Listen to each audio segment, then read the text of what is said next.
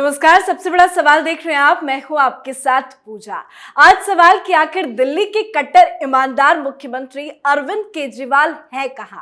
दिल्ली सेवा बिल को लेकर हंगामा सदन से लेकर सड़क तक जारी है, पर आम आदमी पार्टी के मुखिया अरविंद केजरीवाल के मुंह में ताला क्यों लग गया है?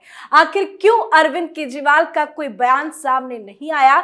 सवाल यह भी है कि क्या केजरीवाल भी अब समझ गए हैं कि दिल्ली सेवा बिल लोकसभा के साथ साथ राज्यसभा में भी आसानी से पास हो जाएगा, और केजरीवाल ने हार स्वीकार करते हुए अपने हाथ खड़े कर दिए हैं। खैर, आज लोकसभा में दिलचस्प होगा देखना कि दिल्ली सेवा बिल को लेकर क्या कुछ चर्चा होती है, विपक्ष की तरफ से किस तरह के बयान सामने आते हैं। दरअसल लोकसभा में दिल्ली सेवा बिल पेश कर दिया गया है। कल चर्चा होनी थी, पर जोरदार हंगामे की वजह से चर्चा हो नहीं सकी, और आज पूरी उम्मीद है कि चर्चा होगी या हंगामे के बीच बिल को पास कर दिया जाएगा। तो आज इसी बड़े सवाल पे चर्चा करेंगे कि अध्यादेश से डरे अरविंद केजरीवाल आखिर कहां अंडरग्राउंड हुए हैं। चर्चा के लिए मेरे साथ स्टूडियो में मौजूद हैं कैपिटल टीवी के editor in chief doctor Manish Kumar. Doctor साहब, बहुत बहुत स्वागत है आपका। धन्यवाद। कहां अंडरग्राउंड हो गए हैं अरविंद केजरीवाल? केजरीवाल अंडरग्राउंड नहीं हुए। केजरीवाल इस दिल्ली सर्विस बिल के पास होने के बाद क्या करना है उसकी रणनीति बना रहे हैं जी। उनको समझ में आ गया कि ये नीतीश कुमार, ममता बनर्जी, खड़गे, राहुल गांधी, सोनिया गांधी, शरद पवार, इन सब ने मिलके इनका बना दिया है। इनको बता दिया कि तुम्हारी हैसियत जो है नेशनल पॉलिटिक्स में जीरो है। ये बहुत ज्यादा फड़फड़ा रहे थे। 2 दिन से बयान नहीं आया तो लोगों ने पुराने बयान निकाल लिए। आजकल का जमाना भी तो अजीबोगरीब है। बयान कौन सा निकला बाहर? तो नीतीश कुमार के साथ खड़े होकर के जो इन्होंने बयान दिया। क्या बयान दिया था? बयान दिया था कि देखिए, ये जो दिल्ली के खिलाफ जो कानून मोदी सरकार लेकर के आई है जी, वो 2024 के पहले का सेमीफाइनल है। अगर सारे लोग इकट्ठा हो जाएं, सारे लोग जो देश को बचाना चाहते हैं, जो देश के फेडरल स्ट्रक्चर को बचाना चाहते हैं, वो सारे लोग इकट्ठा हो जाएं, तो ये सेमीफाइनल मोदी हार जाएंगे। और मोदी हार जाएंगे उसी दिन ये तय हो जाएगा कि 2024 का चुनाव भी हार रहे हैं। अब लोग पूछ रहे हैं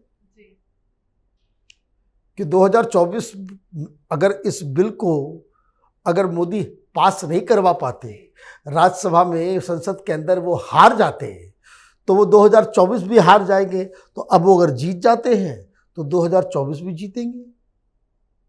यही थ्योरी थे ना। ऐसा तो नहीं होगा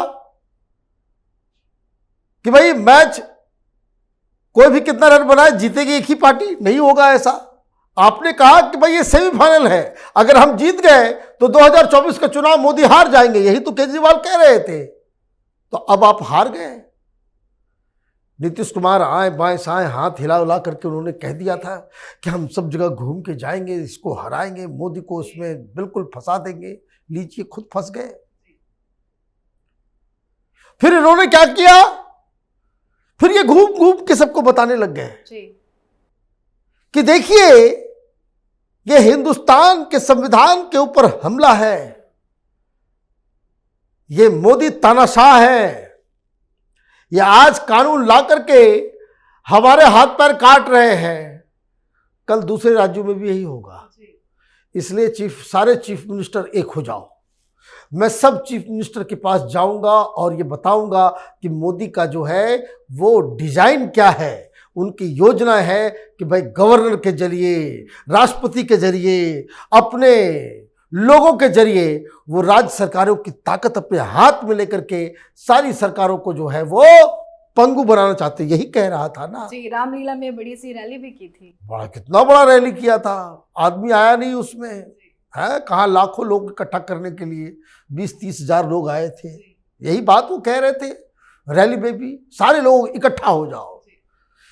उनको कल 3-4 शॉक लगा करंट। एक चीफ मिनिस्टर जिसके साथ खूब गलवैया इन्होंने किया, वो तेलंगाना के चीफ मिनिस्टर, उन्होंने कहा कि भैया मैं इंडिया के साथ नहीं हूँ, ये INDI के साथ नहीं हूँ, मैं ना मैं NDA के साथ हूँ ना मैं INDI के साथ हूँ। दूसरे मुख्यमंत्री कौन? तो दूसरे मुख्यमंत्री पटनायक साहब उड़ीसा के, उन्होंने कहा कि नहीं, जो मोदी साहब लेकर के आ रहे केजरीवाल के पर कतरने वाला बिल वो सही है, ये आदमी डिजर्व नहीं करता है, कोई फेडरल स्ट्रक्चर को कोई खतरा नहीं है, हम ये जो दिल्ली सर्विस बिल है उसके समर्थन में वोट डालेंगे। खत्म हो गई कहानी, लुटिया डूब गई केजरीवाल की। फिर एक और YSR कांग्रेस आंध्र प्रदेश के मुख्यमंत्री, उन्होंने भी कहा कि पटनायक साहब सही कह रहे हैं, हम भी मोदी के साथ हैं। और कांग्रेस पार्टी ने तो कमाल कर दिया, कह दिया कि भाई सब कुछ तो ठीक है लेकिन हम व्हिप जारी नहीं करेंगे, क्योंकि अगर हम व्हिप जारी करेंगे तो हमारे लोग जो वो नाराज हो रहे हैं।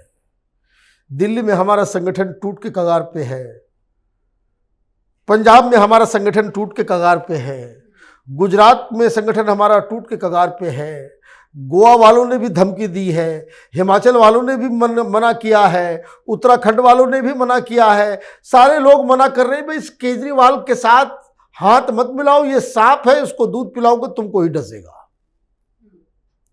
इसलिए कल बहस होनी थी, बहस के पहले तक कोई जो व्हिप जारी करना था कि भाई सारे लोग मौजूद होंगे, जैसे भी जारी कर दिया गया है बीजेपी के द्वारा, आम आदमी पार्टी के द्वारा, कई सारे लीडर्स के द्वारा कि इसके ऊपर वोटिंग होनी है, सब लोग आएंगे, सब लोग करेंगे।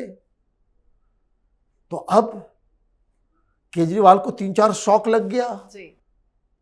तो पढ़ा लिखा आदमी है, इंजीनियर है, मैथमेटिक्स तो आती ही होगी, उसको अंक गणित समझ में आ गया कि भाई अब तो फेल हो गए। हम लोग के पूर्वांचल में एक कहावत है, जात भी गवाए और भात भी न खाए, मेरी इज्जत भी चली गई और कुछ फायदा भी नहीं हुआ। वही है, तो केजरीवाल क्या करेंगे, ये 100% का सवाल यही है।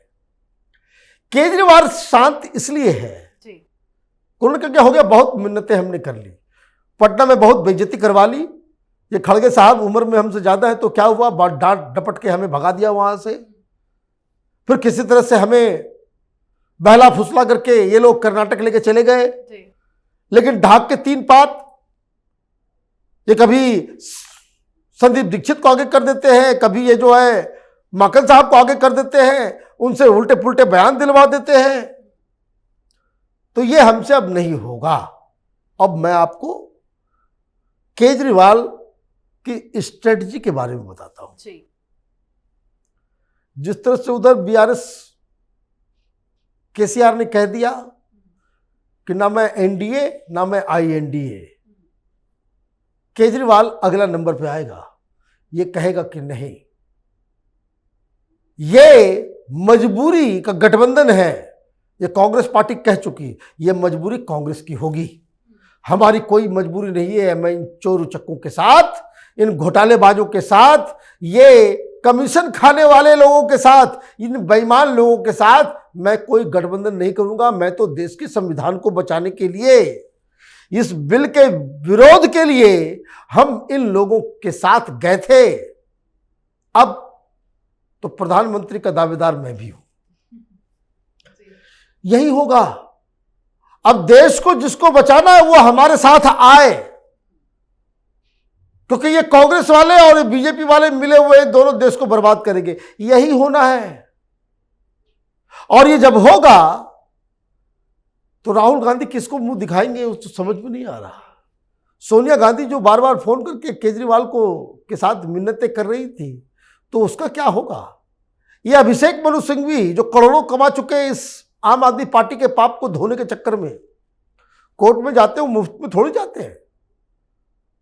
हिंदुस्तान के सबसे one of the highest paid वकील हैं। RTI में बताया था कि ये 6 महीने पहले की कहानी बता रहा हूं, कि 28 करोड़ रुपए जो है वो केजरीवाल ने अपने पापों को छिपाने के लिए वकीलों को खर्च दे चुका। उस 27 में से 18 करोड़ रुपए सिर्फ अभिषेक मनु सिंघवी साहब के पास गया है।